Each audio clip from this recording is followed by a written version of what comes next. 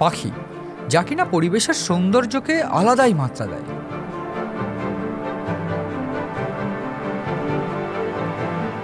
আমাদের আশেপাশে চড়ুই, শালিক কিংবা পায়রার মতো দেশীয় পাখি আমরা হামেশাই দেখতে পাই।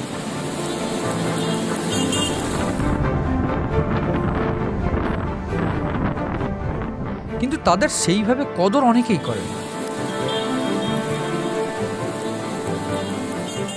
রাস্তাঘাটে কোনো মৃত পশু বা পাখি পড়ে থাকলে তাকিয়ে পর্যন্ত দেখেন না। তবে কোনো পশুপ্রেমী যদিও এই ধরনের প্রাণীদের সমান প্রাধান্য দেয়। এই মহাবিশ্বে এমন অনেক দেশও রয়েছে যারা প্রাণীদের প্রতি যথেষ্ট যত্নশীল। বর্তমানে এমন এক উদাহরণ অস্ট্রেলিয়ায় ঘটেছে, যা সচরাচর দেখা যায় না। চলুন জেনে নিই সেই নজিরবিহীন ঘটনাটি।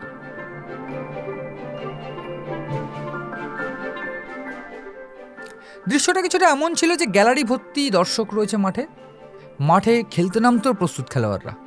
হঠাৎ মাইকে ঘোষণা করা হলো আজকের ম্যাচ আর হবে না। শোনা গেল মাঠ নাকি বেদখল হয়ে গিয়েছে। দখল করেছে কোনো মানুষের দল নয়, বরং মাঠের মাঝখানে দখল করেছে একটি দেশীয় পাখি। কিন্তু শুধুমাত্র একটা পাখির জন্য খেলা বন্ধ, এটা কেন? খোঁজ নিয়ে জানা গেল এক দেশীয় পাখি মাঠের মাঝখানে ডিম পেড়েছে।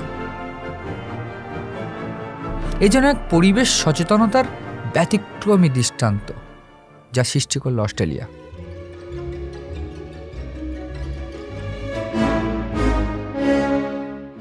এই বিষয়ে ব্রিটিশ এক সংবাদ মাধ্যম জানিয়েছে, ক্যানবেরা থেকে 20 মিনিট দূরত্বে জেরাম্বোবেরার ভিজিওনাল স্পোর্ট কমপ্লেক্সে প্লেয়াররা খেলতে গিয়ে জানতে পারে মাঠের মাঝখানে এক প্লোভার পাখি ডিম পেড়েছে।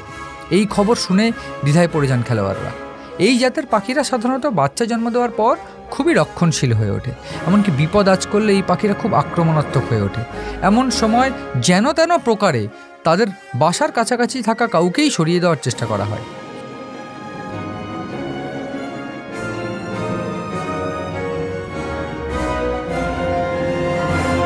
এদিকে ম্যাচও ক্যান্সেল করা একেবারেই যাবে না, তাই খেলা হয় পাশের মাঠে।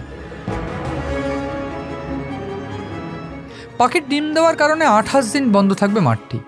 এই বিষয় নিয়ে কর্তৃপক্ষ জানিয়েছে দেশীয় প্রজাতির পশু পাখি রক্ষায় আরও বেশি সচেতন হয়ে উঠতে হবে আমাদের। এদিকে এমন সিদ্ধান্ত নেওয়ায় স্থানীয় দলকে সাধুবাদ জানিয়েছে কাউন্সিল। খেলার মাঠ যেন এক লহমায় হয়ে উঠেছিল কারোর আশ্রয়স্থল, যেখানে আবার কারোর তত্ত্বাবধানে বেড়ে উঠছে ভবিষ্যতের প্রাণ। এই যেন সত্যিই এক শিক্ষণীয় বিষয়, যা প্রতিটা দেশের মানুষের শেখা উচিত। Calcutta television network.